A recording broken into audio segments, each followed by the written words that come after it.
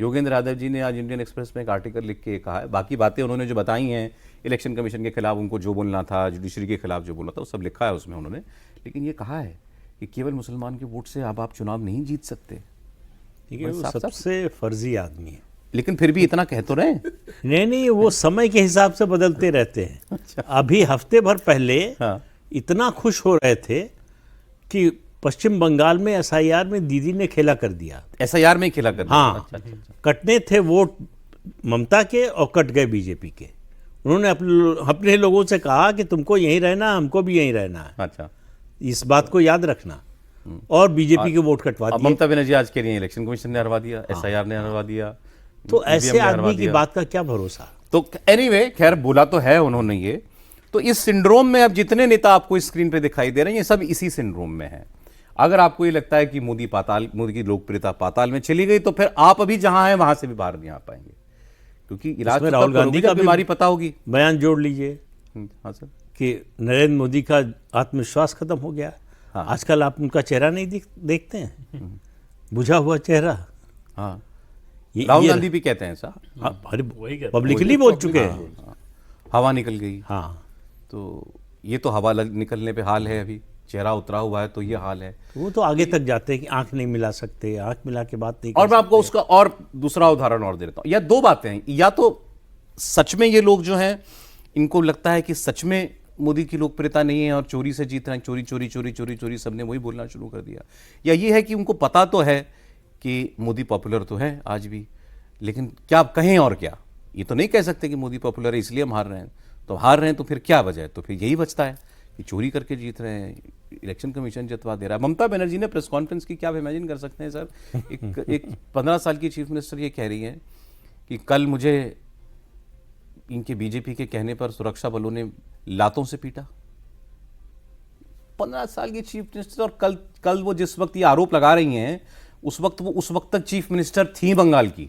अब भी है। इस्तीफा तो अभी तक नहीं दिया, और कह रही मैं इस्तीफा दूंगी नहीं, कोई मुझसे जबरदस्ती इस्तीफा ले नहीं सकता, मैं राजभवन नहीं जाऊंगी। क्या है ये, कोई बच्चों का खेल है? अब एटीट्यूड क्या है ये? और कह रही मुझे लातों से मारा, मेरे पेट पे लात मारी, मुझे पीटा गया। कोई चीफ मिनिस्टर को पीटेगा? किसकी औकात है, मैं तो कह रहा हूं इस देश में। कोई सोच भी नहीं सकता, करने की बात तो बहुत दूर की है। तो आपने दुनिया को क्या समझाया? आपने मतलब भारत के लोगों को क्या समझाया, जिनके सामने आप ये बातें आके कह देते हो, और आपको एक पल ये भी नहीं लगता कि अरे भाई वो समझ जाएगा कि मैं झूठ बोल रहा हूं, तो भी आप ऐसी बातें कर रहे हैं। ईवीएम में गड़बड़ हो गई कि पूरा दिन ईवीएम चला, लेकिन 80-90% बैटरी कैसे थी ईवीएम की, ये बोला ममता बनर्जी ने।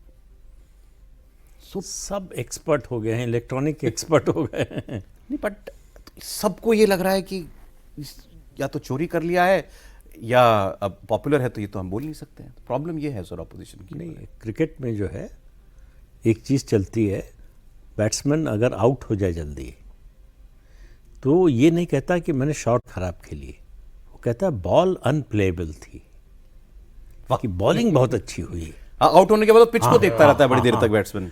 तो वही हाल इन लोगों का है कि हम तो हारे नहीं, ये कुछ और हुआ है जिसकी वजह से हमारी हार हुई है। उसके लिए हम जिम्मेदार नहीं हैं, बाकी दुनिया में किसी को भी आप जिसको चाहें जिम्मेदार ठहरा दीजिए। तो ये है हार को स्वीकार न कर पाने का सिंड्रोम, सच्चाई को स्वीकार न कर पाने का सिंड्रोम। लेकिन ये तो पता तो उनको अंदर से तो पता होगा ना, अच्छी तरह से पता होगा उनको। ये भी पता होगा कि आगे भी नहीं जीतने वाले हैं, लेकिन ये कैसे कह दें कि हम हार गए? जैसे ही कहेंगे कि हम हार गए, तो फिर सवाल होगा क्यों हार गए भाई, बताइए कारण। और उस कारण को दूर करने के लिए आपने क्या किया? पिछली हार में, उससे पिछली किसी हार का तो कारण बताइए। चलिए, ये सब मैनेज कर लिया है बीजेपी ने।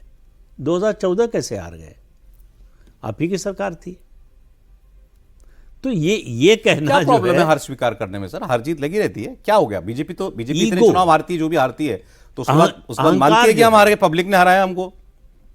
ये जो एंटाइटलमेंट का अहंकार है, ये ज्यादातर ऐसे लोग आपको बोलते हुए सुनाई देंगे जो अपने को एंटाइटल्ड समझते हैं कि हम तो राज करने के लिए पैदा हुए हैं, हमारे अलावा और कोई कैसे राज कर सकता है। उनके मुंह से ये बात निकलती है। तो उनके लिए ये बड़ी स्वाभाविक बात है। हमको आपको आश्चर्य होता है कि वे कैसे बोल सकते हैं ऐसा। उनके लिए बहुत सहज रूप से ये बात निकलती है उनके मुंह से, और वो इस नीति पर, इस सिद्धांत पर चलते हैं कि हम इस बात को बोलते रहेंगे, कुछ लोग तो मान ही लेंगे, तो एक डाउट तो क्रिएट कर देंगे कि भाई कुछ तो गड़बड़ हुई है। तो अपने देश में इस तरह का काम करने वालों की कोई कमी तो है नहीं, इस तरह सोचने वालों की कमी नहीं है। तो उन्हीं के सहारे उनका काम चल रहा है। वो इसी तरह से हारते रहेंगे, इसी तरह से जो है सारे सिस्टम को, सरकार को, बीजेपी को, प्रधानमंत्री को, सबको वो जवाबदेह जिम्मेदार ठहराते अब रहेंगे। जुडिशरी भी, अब सुप्रीम कोर्ट भी आ गया उसमें। सुप्रीम कोर्ट तो बहुत पहले से है। सुप्रीम कोर्ट अगर कोई ऐसा फैसला दे जो जिसमें सरकार की आलोचना ना हो, जो सरकार के खिलाफ न जाए, तो कॉम्प्रोमाइज्ड है। राम मंदिर से ले लीजिए, 370 ले लीजिए, आधार का मामला ले लीजिए, कोई मुद्दा उठा लीजिए बड़ा, जिसमें सुप्रीम कोर्ट ने सरकार के खिलाफ जजमेंट नहीं दिया। इस राफेल का मामला देख लीजिए, आज तक मानते हैं क्या? तो उनको किसी को मानना, अपने अलावा किसी को नहीं मानना है।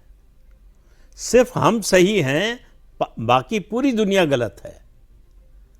जब ये आपका जो है मूल सिद्धांत बन जाए, तो फिर आपको कौन समझा सकता है, और समझाने की जरूरत भी क्या है।